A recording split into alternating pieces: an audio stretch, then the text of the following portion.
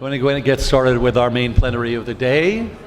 And as you have already perceived, as those of you who have participated in the first morning session, we are in full swing in TEEB Day. And TEEB, as you know, is the Economics of Ecosystems and Biodiversity program that was initiated by the European Community and the German government as a result of decisions made in the G8 plus, I don't know how many. It was 5 in those days. Yeah, wow, whatever, how many there were in those days. But in Potsdam in, what was it, 98? To develop a program to deepen work on the valuation of ecosystem services and biodiversity as a groundwork to promote the goals of no net loss of biodiversity by 2010, which have not been met. We now see that TEEB has moved into another stage after having produced a series of very path-breaking studies for different stakeholder groups. We have been involved in advising this process, several of us on the table, including Braulio Dias, Jochen Zeitz, and Pavan Sukhdev, who was the leader until very recently and now has become named as of, I guess, 2 days ago, the roving ambassador or ambassador at large for the goodwill ambassador of UNEP. For the green economy in general. I'm going to turn over first the table to Pavan, and then we're going to introduce each of the panelists, and we're just going to have a kind of a conversation here about what has been the experience on the part of each of themselves and their organizations in mainstreaming valuation of biodiversity and ecosystem services in the work that they've been doing, and what they see as the future of this kind of approach that has been promoted by the TEEB process in ensuring the attainment of the 2020 goals as enunciated in Nagoya in the CDB, and to make sure that that those goals can be achieved with an adequate incorporation of the costs of doing so in the cost framework of countries, corporations, communities, and the society. So, Pavan, can you give us a rundown on where we stand with TEEB today and how you see the future? Thanks, all of you, for this full room here. Firstly, I have to confess to being a little scared because I have beside me 3 members of my advisory board and 1 minister. So I'm one of those hotspots of accountability that you don't want to be in. But at the same time, to thank them for the kind of support that I have and the community of TEEB has received from you all over the last 4 years.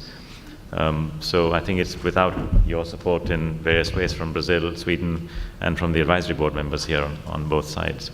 Jochen and Peter and Braulio, I don't think TEEB would have been possible, seriously.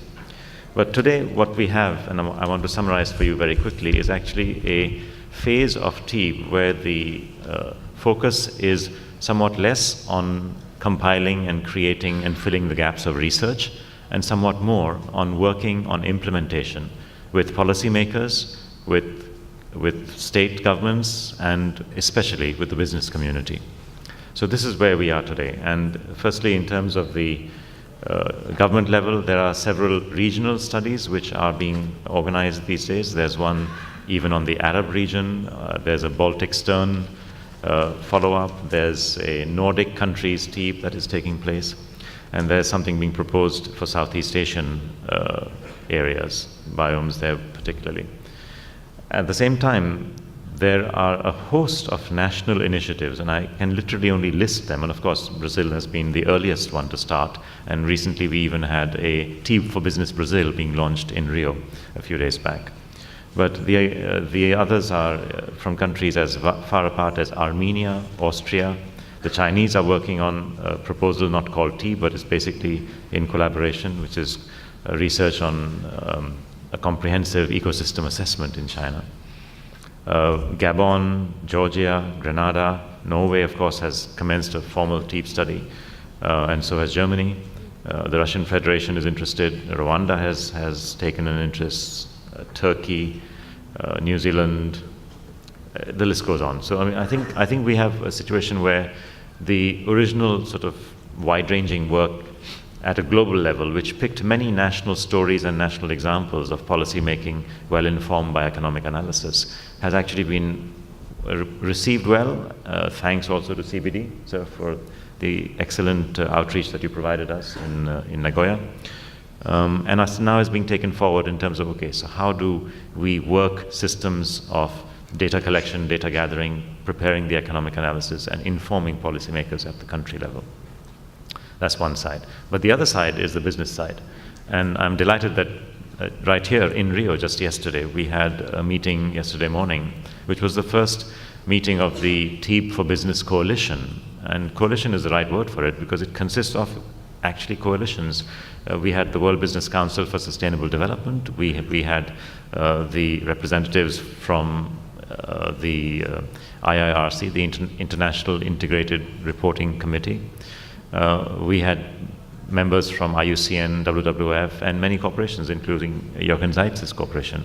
And the idea was to get together and work out a pathway of action, a collaborative one where we have transparency and we have disclosure and we have sharing of information and initiatives, because what we don't want is many separate black boxes. TEEP for Business is not only about measuring and disclosing externalities, it's also about recognizing the dependencies of the business on nature's services. So recognizing freshwater impacts on your business, recognizing materials flow impacts and raw materials, and recognizing the price risks that come with mismanaged materials flows and water flows, understanding energy impacts and so on. So these are all aspects of TEEP for Business. And finally also looking at the risks and the opportunities, because we are in a world where planetary boundaries are being approached very fast, scarcities are evolving, markets are reflecting those prices of scarcities, to some extent they are anticipating those prices, and we know this will keep going on. The next area will be agriculture and the impact of discounting the potential scarcities of rock phosphorus, because we know that 38% of that is in one country, Morocco, and another remaining 40% is in 3 other countries. So there are aspects of management of the business world which is perhaps more comfortable today with where they are than they will be in 5 years' time, and the best of them anticipate this problem. They anticipate the higher volatility and the price risks, and of course also at the same time their increasing impacts on nature. And I think this is where the focus of the TEEP for Business Coalition is, which is to encourage and provide the space for exchange of ideas, exchange of information and methodologies, and provide the space for leadership to go ahead and provide exemplary cases of measuring, reporting, and managing of externalities. Jochen will talk about his own experience, so I'll leave that with him.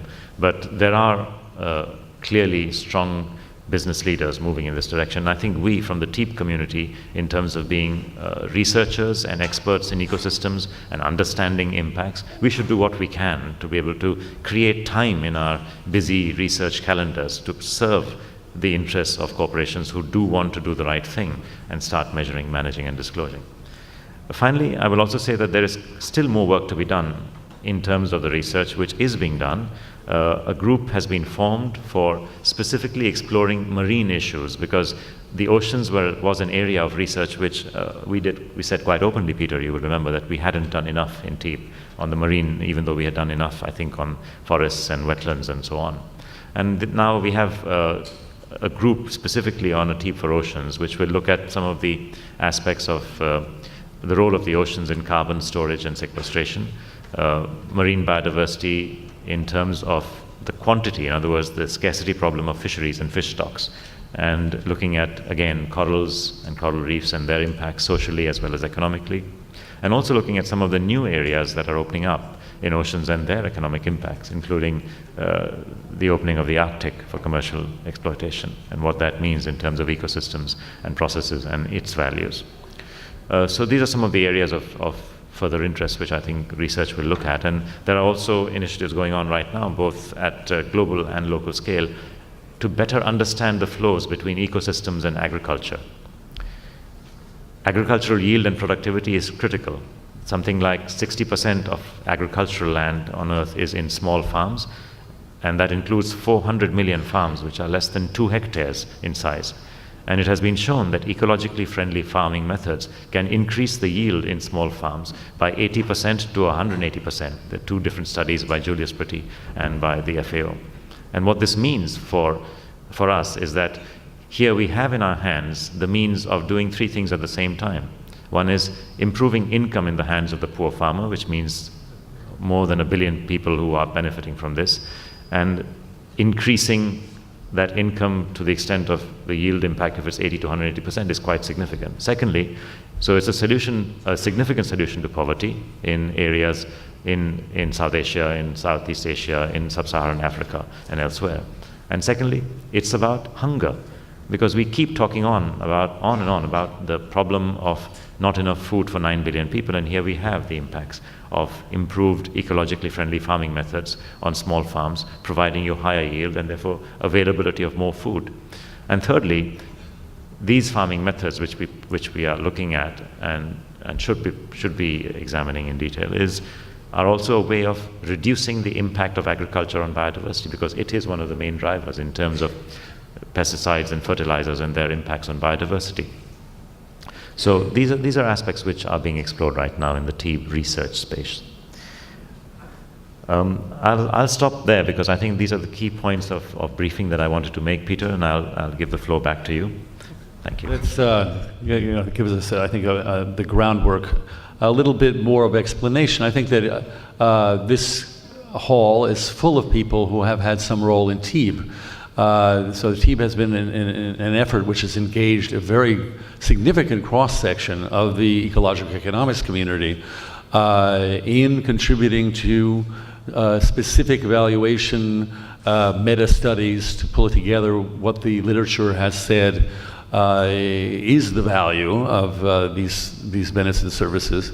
And in going forward also, I think that we should recognize that there is a role and an engagement already very well articulated by ISEE and our regional societies with our national governments and with NGOs like had a role, and as in the members of the advisory board and as contributors to all of the documentation and work that has gone into TEEB so far. And I hope that that will be something that we'll be seeing more going forward. Now I'd like to introduce Braulio Dias, Executive Secretary of the Convention on Biodiversity, Biological Diversity, now based in Montreal. Prior to that, immediately, he was the Secretary of Biodiversity and Forests for Brazil, and he has really been the mover and shaker behind biodiversity conservation and sustainable use in Brazil for at least the past 20 years. So, and all of the negotiations that Brazil has had in bringing together, actually having been the locale in which the CBD was signed here in Rio 20 years ago, and then bringing it forward and now to implementation. So I thank you very much, Braulio, for coming back home and giving us your views on what can TEEB bring to the CBD. Good morning to everyone. It's a pleasure to participate in this panel here. As you all know, we face a crisis of biodiversity loss, and that's why the Convention on Biological Diversity was opened for signature here in Rio 20 years ago, exactly. And despite the fact that we have made significant progress under the CBD and collectively with partners in all countries, the loss of biodiversity is still ongoing. And unfortunately, the major drivers behind this loss are still going strong. So we're still facing large increase in human population, increase in consumption, increase in climate change and the emission of greenhouse gases. Globalization with trade also presents a risk, in a sense, to biodiversity for the introduction of invasive alien species. So all these drivers, and of course, because of all this increased demand, for food and other products. Of course, there's a need for expansion of agriculture output and further demands on our ecosystems. So we had established in 2002 initial targets for 2010 to start reducing in a significant way the current rate of biodiversity loss. And in 2004, we established some more specific sub-targets, 21. We failed miserably. We didn't reach any one of the 21 sub-targets globally. So that's a very bad example. It means apparently that we are incapable at the global international community to really be meaningful in terms of our commitments and in terms of implementing what we think should be implemented. However, I think we should not play the doomsday scenario for biodiversity. I think the solution is to raise the value of biodiversity, the opportunity that biodiversity can provide for countries as they strive for development, to raise jobs, to increase incomes, and enhance the livelihoods of people. I think unless we do that, we will fail to conserve biodiversity. So I think that's what we need more than ever, is to really promote the values of biodiversity. And unfortunately, you see that how difficult the negotiations are taking place here at the Rio Center these days for the governments to reach agreements about the way ahead to sustainable development. And this clearly indicates that we have also failed so far to convince the broader community out there, beyond the environmental community, about the values of biodiversity. So to demonstrate these links is still a challenge, and clearly most governments, most people in the economic ministries and development ministries in most countries still haven't got the message. They still think biodiversity is still that's an issue for the environment ministry and the environment people to deal with. They don't understand that it's something that is already affecting their specific area of activity and will affect even more. But coming back to my first point, I think we have to promote biodiversity as opportunity. So we need the economic arguments to demonstrate why we need to change the way we do business. For example, the whole collapse in the fisheries industries, right? How do we convince all these people to change the way we manage fisheries, right? So, and conservation of biodiversity should not take place just in protected areas far away. We need conservation within all the landscapes and seascapes. So we need mosaic of production systems with conservation together. Otherwise, the goods and services that biodiversity provide will not be available where we need them.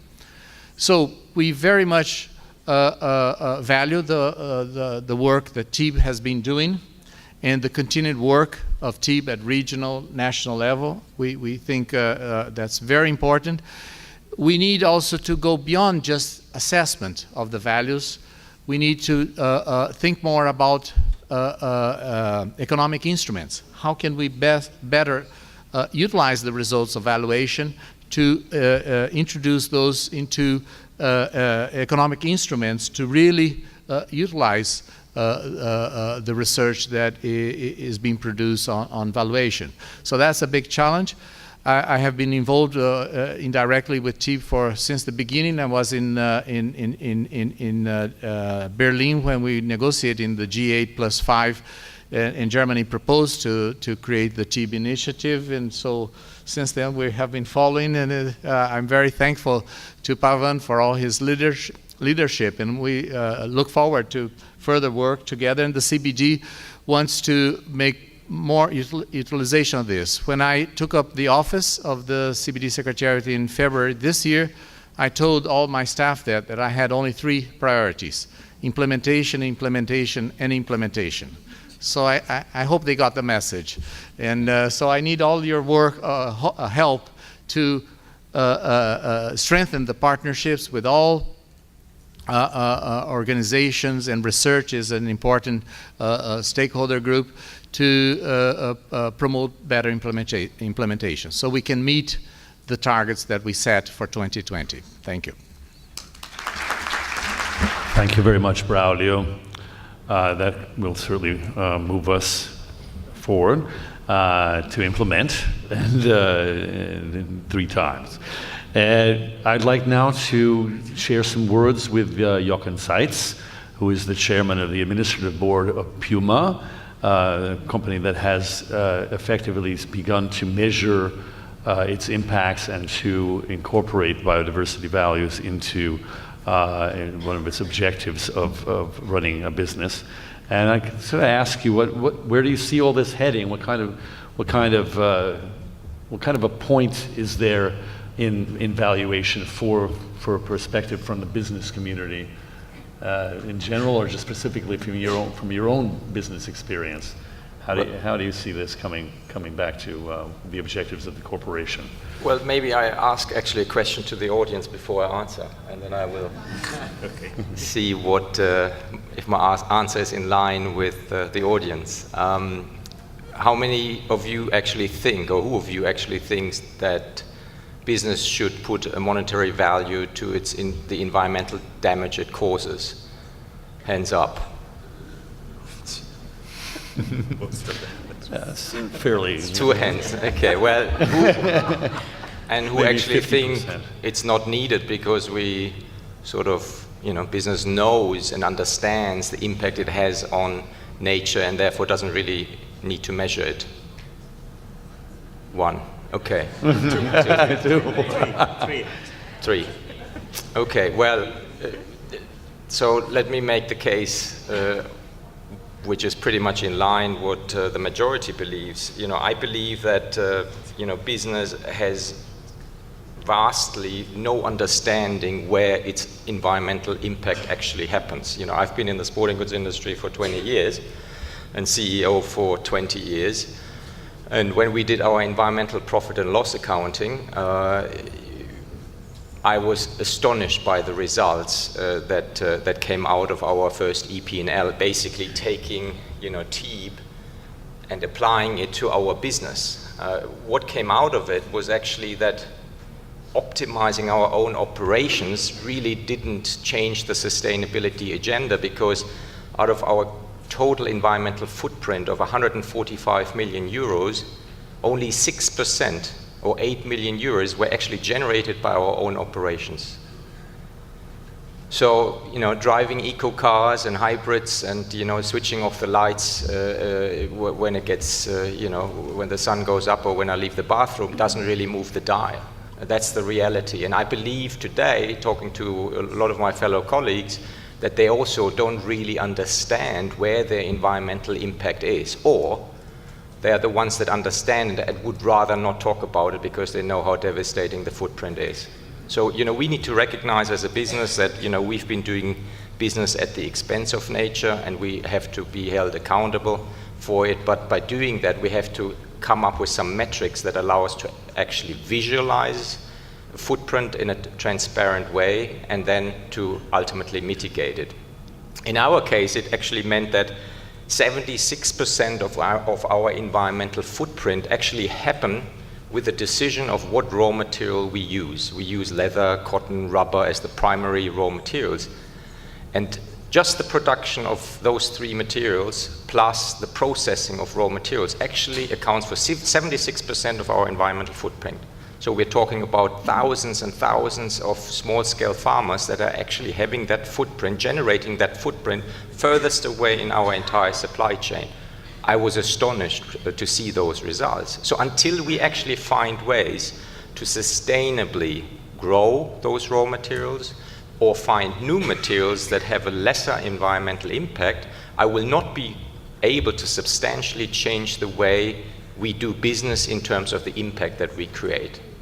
And I believe if every business was that transparent and was able to actually judge where the impact happens and give a simplified tool on a very complex topic to a business leader, to a CEO, the dumb CEO that just needs one page and says, okay, how much is it going to cost me? And then put the whole organization to actually work towards the establishing KPIs, targets, reduction goals, and then, decide, okay, designer, developer, give me a new material, design the product in a different way, and we are not going to change the way business is being done. So I believe that TEEB, the EP&L, and all the other methodologies that may evolve over time actually give us visibility, transparency, and a metric that we can then apply the economic power and the power of doing business towards finding solutions.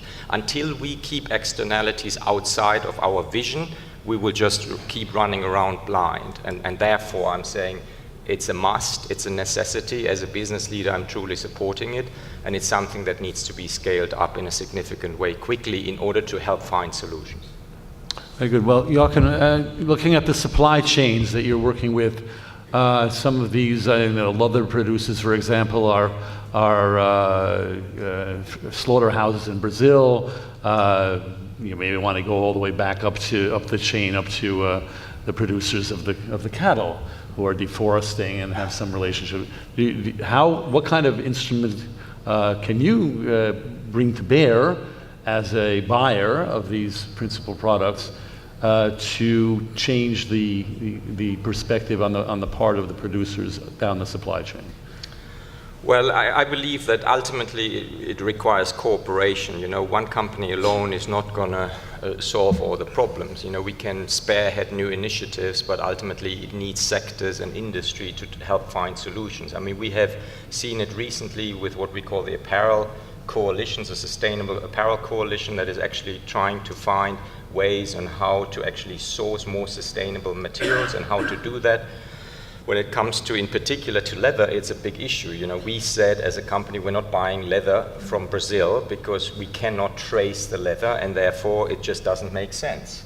We do not buy cotton from Uzbekistan because child labor is a significant issue. Now that's a very broad stroke.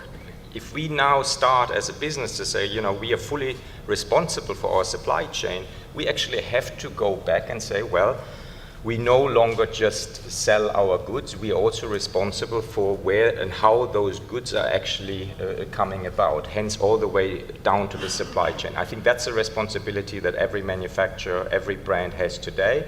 We need a visibility, clarity, and with modern technology, I believe that is possible, and only then can we say, okay, now let's actually go to sources, raw material sources that are more sustainable. I don't want to say truly sustainable. There are businesses that call themselves sustainable, but they don't have a metric to actually prove it. And I think we need that transparency, that visibility. I'm getting offered 10 materials a day. They are sustainable. I say, okay, prove it to me. So do an EP&L on your product and tell me that you're actually a sustainable business. So I think what's true for the raw material producers is true for the chemical industry, is true for us as manufacturers. We can visualize the impact by monetizing it, and hence we have to have full transparency throughout the supply chain and can make educated decisions and can decide we take organic cotton or sustainable cotton, or we take regular cotton, which from an environmental point of view, uses X pesticides and has a negative environmental footprint. So again, the EP&L allows me to actually measure in euros and cents or dollars and cents or whatever the currency may be, where the impact is, and then say, okay, now we're going to find solutions. I think that there are some. This example shows that there are positions being adopted by innovative front leaders in Europe, particularly, and perhaps mostly in the North. But to what extent do you feel that this kind of model can be easily adopted and transferred to small businesses or firms in developing countries? Well, I think it's actually a business opportunity for SMEs because you can now say, here I'm going to produce those raw materials sustainably, and therefore I think there will be SMEs that are popping up that actually provide solutions. If you now monetize your environmental footprint, you will see new businesses coming up that are saying, I have the answer to solving your problem. Now, of course, when you talk about small-scale pharma, it's a more complicated issue for sure. But in principle, I believe that the innovation and the opportunity that comes out of visualizing your environmental footprint will allow innovation to happen and new companies to be created, to actually come to business and say, I'm helping you to get rid of your footprint. In fact, I just had an offer for somebody that creates artificial leather, which doesn't have the footprint that traditional leather has. We are discussing, new tanning opportunities, not using chrome and actually converting or breaking down CO2. I mean, there's a lot of innovation that you can actually apply to the EP&L if you only visualize that impact. So I believe that new opportunities will arise and solutions will be found by visualizing the impact. Thank you very much, Jaak. And I think in the interest of time, I'd like to give the floor to Lena Ek. Lena has just taken the role of Environment Minister of Sweden very recently. And Lena is going to provide some perspective from the Nordic region. She's had some convening role with other ministers in the region, but looking particularly on the national activities in Sweden, on the importance that TEEB, the kind of work that has been going on with TEEB at focus on the public sector, to what extent has this kind of knowledge base can it be useful to taking decisions on the part of the national government in the Nordic countries? Thank you. First, let me say what an honor it is to be here in this distinguished panel and together with you. We just celebrated the 40th anniversary of the first global environmental conference ever, Stockholm 1972, and here are Swedish colleagues. Mm-hmm. To be in Rio 40 years after Stockholm, 20 years after the first Rio conference, who gave us the Agenda 21.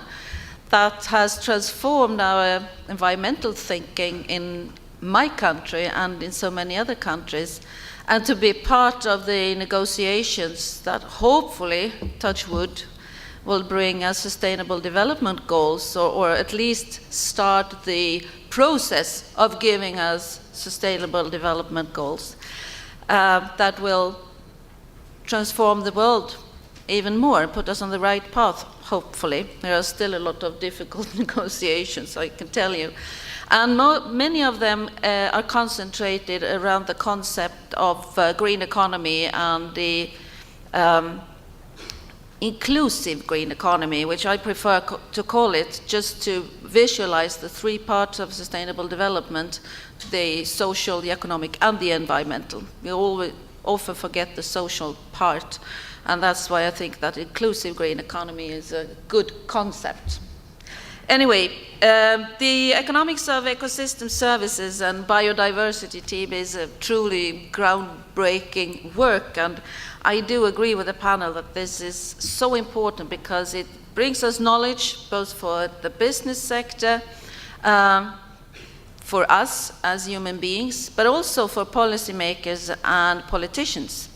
And I think this is extremely important to put a price on the great economic value and put it on the table, the great economic value of our ecosystems and biodiversity and ecosystem services. The great economic value of lost ecosystem services is in many countries and in many businesses not at all calculated. And this is, of course, a huge problem, and this is what puts us in trouble so many times from an environmental point of view. time that we upgrade the discussion. And in the climate area, we see what the report from Sir Nicholas Stern has meant in terms of discussion, to put the problems on the table and to drive politics towards solutions. And I think to discuss the benefits of action when it comes to also to biodiversity and ecosystem services is so important. And I would like to see not an upgrade of Sir Nicholas Stern, because he's quite good, but to have a Stern report on benefits of action, not only on climate, but on biodiversity and on ecosystem services. Let's call it a Stern 2.0. The cost of inaction and of not doing things is accelerating, and we need the tools to get political decisions done. How many green jobs can be created, how much green tax revenues could be generated to the state budgets, which benefits could we get by removing environmentally harmful subsidies, something that is discussed among the negotiators, and I think we should also bring light into. What are the benefits of an internalization of destruction of mangroves due to shrimp farms in the price of sushi? I mean, from our own kitchen table and our own realities as families every day to the big political decision-making systems, we need to have this knowledge as a platform and to guide our action. We have, and the reason why I'm here is that we have started the work in Sweden on how to do this in an organized way and to bring this together with the way political decision making is done, and this is not an easy task, I tell you. But 10 years ago, we introduced in Sweden the national environmental targets, 6 overall targets. This is done by all the political parties and endorsed by all the political parties, and this is the guiding star for what we are doing.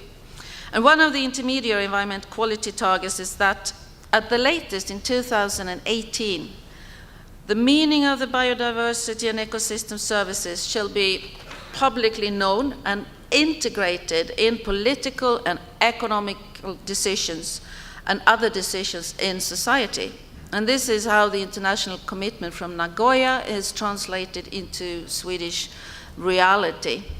And we need to work internationally. We need a system to allow comparability between different states, to bring out the best practice in different states and to compare, and also to see and have a learning process about the targets and the value of biodiversity and ecosystem services. And we had just a couple of weeks ago a very interesting incident on pollination and bumblebees, where British researchers, because pollination is a huge problem in UK, came to Sweden and tried to find 100 bumblebee queens to take them back to UK and reintroduce them in the nature. And this causes a lot of discussions. What is the worth of one bumblebee of the whole population? And if a farmer knows that your crop can increase by 25% with having a bee society close to your field, of course this is a bioservice, ecosystem service that is of huge economic value. And I think for the Swedish public, this small incident about 100 bumblebee queens was a sort of awakening point and for the understanding of ecosystem services. And what we need to do is to find these examples that makes people understand in their own daily reality what is happening and how the value of this and how we can do this. And then to, of course, bring it into the decision-making system. We have now asked two of our expert committees to make a list for the most used and most valuable ecosystem services in Sweden. And this is because we want to have them listed, we want the knowledge, we want the price tag and what we can do about that. And then this is our target or our goal, our aim is to see that this is introduced in the national accounting system. And it's a bit tricky because the language in the Department of Finance is quite different from the one in the Department of Environment, as you all understand. But here we have a sort of common ground, and here we can make people understand the value of our nature and what we have to do to preserve it. And also to combine this and have this discussion in the yearly national budget gives us also a time every year when we could have this debate and where we can go through what is happening and where we also can introduce actions. And this is, of course, also the basis, how to protect nature, but also how to protect the ecosystems and how to restore destroyed ecosystems and services. This is also the beginning, because national politics is one thing, but very often where things happen is at the local level. And if we can introduce this in the national accounting system, we could also introduce it in the regional and at the local level to get the same kind of understanding and to see to that all parts of Sweden are engaged in this work. Now,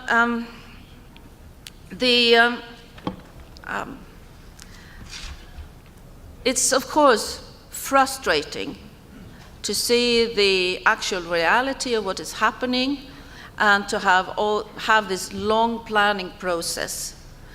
6 years from now, we should be ready to have this system up and running. But I think it's a necessary thing because it will change. For your sake, it changes business models. In a politician's world, it changes decision-making models. And this takes time, and it's very important that this is done in a transparent and democratic way so that everyone understands why we do this and why it is so necessary. Thank you. Thank you very much, Lena. That's very inspiring, and I think there's a lot of what we can do to raise the bar on in the actual implementation of these matters has to do with what the local governments and citizenry at the point of loss can do to bring these things about. So before we go to the audience, I just see if any other comments that people want to make on what else has been said on the table. Do you have any point about the question of I think we were thinking about a little here about why would business not want to show its grisly head of what it may not be able to accomplish in terms of showing in monetary sense what the losses that it's provoking in that sense. So that may be a justification for covering up, or for as Jochen was mentioning, that there are people in his organization that are managing these supply chains that they know about the environmental impact of what's being caused, but may not want that to be filtered up to the boardroom. So, Pavan. I have one question, and thanks, Jochen, for once again your initiative and for being here with us today. You have a room which is largely full of environmental and ecological economists and people who have knowledge and expertise in the space. But when you actually searched to create the teams, to give you the metrics and the calculations and the analysis to convert the theory into reality, how easy was it to construct a team such as this? Well, I mean, it took us from idea generation to execution 18 months, which is really not much. That's what it takes to develop a soccer shoe. So, 18 months to do an EP&L, I would say there is no reason why business should do an EP&L. And of course, there may be more complex supply chains out there, but I think what it comes down to ultimately is data integrity. Do you have enough transparency about the supply chain? Do you know where your product or your materials are coming from, where you actually manufacture? So if you have transparency throughout your supply chain, it's actually reasonably easy to do it. You then need to define what standards, what methodologies you're using, and that is something which needs to, of course, now be taken to the next level. So ultimately, we can standardize the way we do EP&Ls in order to take it to scale, but it's actually reasonably easy. And to come to your question is why would business not do it? When I launched the idea of an EP&L and said, our company wants to be the most sustainable company in our industry, the financial journalists actually said, well, you're treating your company as if it was your own because you're making investments in sustainability. I said, well, I thought that was my task, to actually treat the company as if it was my own, because ultimately, I'm here to create long-term shareholder value. So, and within 2.5 years, I think the mindset is actually starting to change. Now, and a lot of people say it will be a PR fiasco when you go out and say you are creating an environmental impact of 145 million. I said, well, but everybody knows business does bad things, so why not just be transparent about it? And it was actually a positive reaction that we had.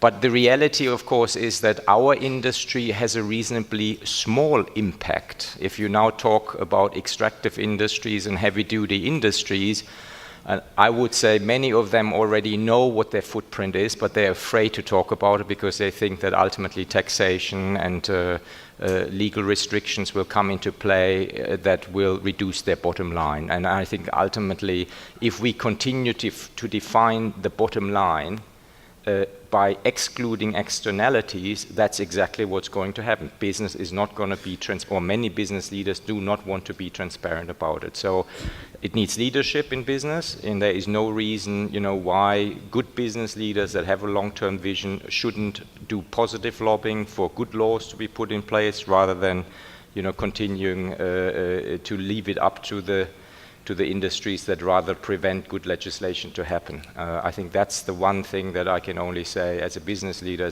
not only our responsibility, but it's just something that business should do if we believe in the essence of business, in creating economic growth, which is all good and wonderful because it creates wealth, but it also needs to make sure that it stays within planetary boundaries and it doesn't come at the expense of nature's destruction, and of course also having a negative impact on society, directly and indirectly. So that's the risk, the risk that business just doesn't want to do it because they just don't want to admit it, because they don't want to reduce their bottom line. Okay, let's open it up for questions. Stanislav? Thank you very much. Stanislav Šmelefesveri at the Oxford University School of Geography and the Environment. I had a pleasure and honor of working with TEEP in the capacity of a reviewer of Chapter 1. But I would be very short and tell you what kind of message I was trying to convey. Can you speak louder, please? It was very clear to me that monetization of the effects and biodiversity importance is not the only way forward, and that there is a very solid methodology of multi-criteria methods which a great share of ecological economists would support, and that the value of biodiversity is a multidimensional concept and essentially cannot be reduced to money. And by doing this, we're making a methodological and a logical error, if you like. So part of this is reflected in this book that I'm holding here, and it's going to be presented at 4:45 tonight. What would be your honest answer and response, ladies and gentlemen, to the position which comes from the ecological economic community. Just before Pavan responds to that, I just wanted to thank Lena Ek for having participated in this table. She has an important call that she has to take right now, and we hope that she will take this message, the messages that we've made at this table, to Rio Plus 20 and the Swedish position. Thank you very much. And if you have, I'm sorry I have to leave, but I have a meeting with the Foreign Minister of Brazil. But I have a Swedish colleague, a former parliamentarian. If you have more questions, she's very good in this. So, thank you very much. Just first, who's going to respond? My name is Volker Maufer. I'm from United Nations University, Institute of Advanced Studies in Japan. I want to take up the words of the Minister of Sweden on the conflicts and decision-making within the local and national political levels. And I just wonder what would wish the panel, each of the presenters, for their own work regarding this conflict, regarding this decision-making between ministries, between local and national level. What should be improved for their own work, for the business, for example, DEEP and the consulting sector, and for the international sector, for the CPD? What should be improved regarding this decision-making in order to make your work easier towards more sustainability? Thank you. Okay, I'm John Stern, I'm from the World Bank, and I have to make my disclaimer. What I say is my views and not those of the World Bank or its member countries, just in case. I have two points I want to make here. One point is to Mr. Diaz and Sukev. I think the point I want to make is that in trying to value biodiversity, one has to take a very broad view to it. I totally agree the issue of trying to value those services, because it's very important to get all the values out and get them clarified to politicians and the whole world community. But those values are, I think, much broader than what's usually thought of. They don't just represent the values, say, in the individual countries. Many of them are global in nature. Because the point is that biodiversity is essentially a global good. And when biodiversity is lost in one country, there's value lost in another country, in the sense that other countries' populations may have preferences related to those values, but are then also affected. And that's something one has to think about and be aware of in trying to make valuations, because typically one will have an undervaluation by just looking at local values in one individual country. The other point I want to make is to Mr. Seitz and to the discussion around business and business responsibility. And here my point is more that I'm a little bit sort of generally a bit more skeptical and hesitant to embracing that idea totally. And this, I suppose, goes back to my background as an economist, trained in Norway, where we're used to thinking of the government as being in charge of taking care of all kinds of externality values, externality effects of activity. And one must remember that business essentially is an activity that responds to the shareholders of the individual company. And one must be aware of that. And it's true that, as Mr. Seitz says, that his preferences comes into play, but in many companies they don't. And in many companies it's the case that there will be a tendency not to take externalities into consideration, in particular if they occur in foreign countries and countries outside of the local domain. And that's where much of the problem comes into play, because many countries don't have proper laws and values. And what then to do? What one ideally should do was to tell those countries to implement those laws and regulations, and that would job be done. The dilemma arises when that's not the case, and I don't have a solution to that. One just have to be aware of it, that it cannot always be the business's role to solve all those problems. The business role is to serve both its customers and its shareholders. And in many cases, it will be the case that it will be in the best service of shareholders to take this into consideration. Other cases, not. I'll try and be brief because I think the question asked first was answered already in the first session this morning. But for those who were not there, what we explained was that TEEB is not some kind of a cost-benefit based, simple-minded solution for global stewardship. We explained that TEEB does recognize different forms of valuation, and that multi-criteria analysis, which is just a complicated way of saying common sense, is also one of those forms of analysis.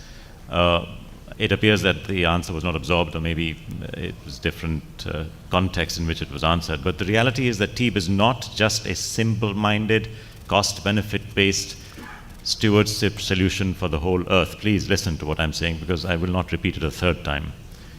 Yeah. And what we have with us, of course, is the need to recognize the different dimensions of value that nature brings. We are part of nature, so fundamentally we belong to it, so therefore we value it infinitely. But there are also processes, there are also functions, and there are also services that are delivered into the economy, which is an important component of our lives today. And those components of nature's services which are delivered into the economy, if they are neglected because they are free, then you will lose them. We use nature because it's valuable, we lose nature because it's free. And that's a quote from Ed Barbier, not from me. And I think we need to recognize that. And what your insights has shown is that companies can, by being responsible and recognizing their impacts on nature and quantifying it, they can put themselves in a position to manage it. If we don't quantify something, if we don't measure it, we will never manage it. And that's exactly what has been happening for the last at least 60 years, if not longer. And that is one of the key reasons why we are in the mess that we are today. So we can continue having objections to ignoring one particular dimension of the many spiritual, social, and economic values of nature and say, no, no, you mustn't touch the economic. We are okay with the spiritual and social. But the result of that is there will be further destruction of nature. So if anyone is serious about stopping that problem, then I think they should be also serious about recognizing, demonstrating, capturing the values of nature in an economic context.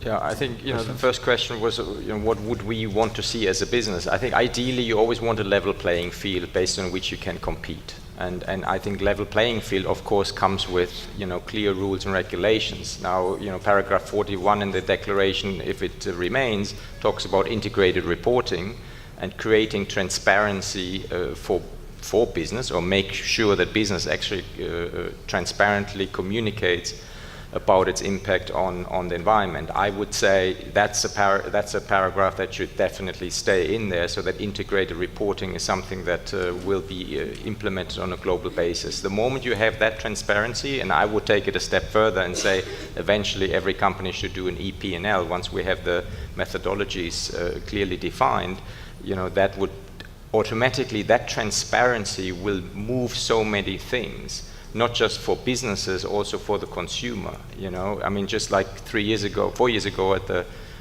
no, actually 2 years ago, when we did a biodiversity campaign for our consumers, and our advertising agency said, "What is biodiversity? How are you going to, make the consumer understand?" I think the more transparency you have, the more you will start managing, and the more you will put market forces to play to find solutions. So integrated reporting would be a great start, and ultimately, making sure that every company does an EP&L. The second question of, am I too optimistic in terms of, business serving the greater good? Well, yes, the traditional definition is shareholder value. And is king, and it's the bottom line that counts, but I just truly believe that this just won't work going forward. So either if you're convinced about something, you fight for a cause, and you're saying, well, business is a very powerful thing. It's so powerful that it can either move the dial and bring innovation and new opportunities to this planet, or it can basically continue in a certain way to, serve just one agenda rather than several ones. And, how the Millennium Development Goals may become Sustainable Development Goals show that shareholder value needs to evolve to sustainable shareholder value. And you can no longer say business at the expense of nature or society, because it's just something that is going to end at some point in time. So if you believe as a CEO or as a businessman that things need to change, you just have to really fight for it. And I believe in the positive power of business, and therefore, I'm an advocate of changing the way business is being done. And if we realize that the way our economies function is no longer working, we got to do something about it. And that's my true conviction. But of course, there are other businesses that say, I'd rather not. I'm a CEO for 3 years. What do I care? But it's just not the way I think and believe we will move the world forward. So I believe transparency, equal playing field is important, but I also believe that business needs to take the lead and can no longer just rely on governments to say, set the rules and then I'm acting. I think that's old paradigm thinking. Business needs to actually, if governments are unable, because they're still very much looking after the national interests, while business is multinational and global, business has a tremendous power to affect positive change. And I think we have to absolutely use that power, and we shouldn't underestimate it. We should just put it to positive use. I deal with that. Still on the role of the business sector regarding biodiversity. I think it's a responsibility for all stakeholders. Consumers have to take their responsibility and do responsible and practice responsible consumption. Producers have responsibilities, and businessmen in general have responsibilities, and surely the governments have responsibilities. So it's a shared responsibilities. And to make the case for business, if business is not engaged, business is very powerful and influence policy decision in governments. And we see that every day. And that's a way to hold back governments doing what the governments should be doing also in their part of responsibility. So we need also to have business taking more of their responsibility, also to push for governments to do what is needed. Regarding the levels of decision-making, of course, regarding biodiversity, most of the decision that affects biodiversity is taken at local and national level. Of course, there's global decision-making. Of course, trade is global. But we need to influence very much decision at all these levels. And we have to remind ourselves that under the CBD, it is recognized the national sovereignty over natural resources. So a lot of the power for decision making rests at national level. So we have to influence at that level. I want to remind you that just 2 months ago in Panama, governments finally, after many years of negotiations, agreed to create a new scientific platform, which is IPBES, which is the International Platform for Science Policy Interface on Biodiversity and Ecosystem Services. And IPBES will be based in Bonn, Germany, and it will be serviced by UNEP, UNDP, FAO, and UNESCO. And it should provide a great opportunity for this research community to help us to produce better assessments regarding biodiversity and ecosystem service, and that information be made available to all decision makers at all levels. We insisted very much in that negotiations that IPBES should have a very strong capacity building component, because it's not good enough just to produce nice global assessments. That's not enough. So it was agreed that IPBES will have a very important capacity building function to train researchers and policy and technical people in government associated with the decision-making process on how to utilize the results of science to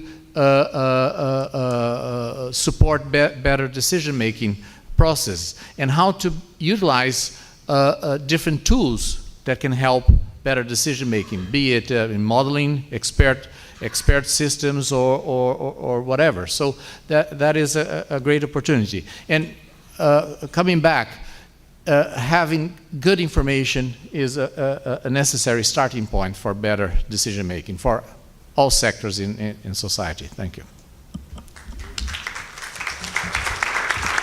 Thank you, Braulio. Just one more replica from Jochen about the consumer issue. Well, I would agree that, of course, everyone has a responsibility, and the consumer has a tremendous power too. But, quite often the argument I'm hearing is that, well, the consumer is not willing to pay extra, and therefore I'm not going to do anything about it. And then, my response is, well, who invented consumerism in the first place? Was it the consumer, or was it actually business that created desire for products? Until the iPad came out, I didn't know I really needed it.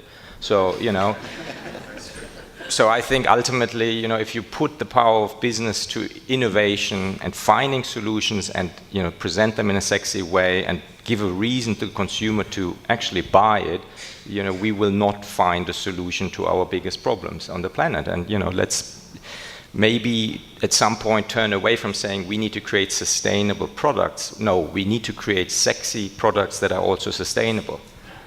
And therefore, we sort of at some point will ban the word sustainability. What is quality? A product that is not sustainable is not good quality. So I think we have to actually go back into our old vocabulary and talk to Webster and say quality is a product that is also sustainable.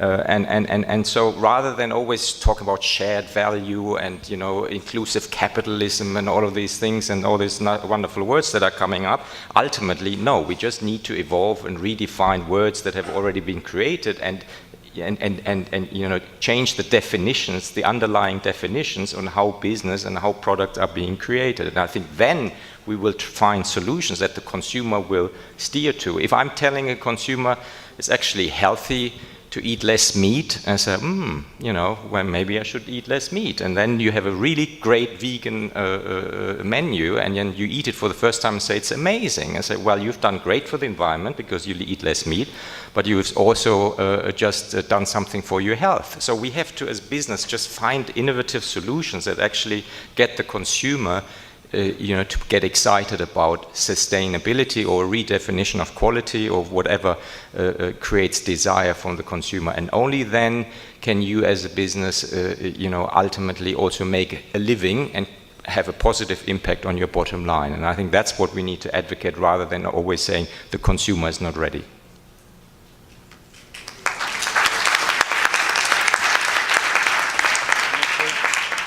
I'm afraid we're going to have to close the panel.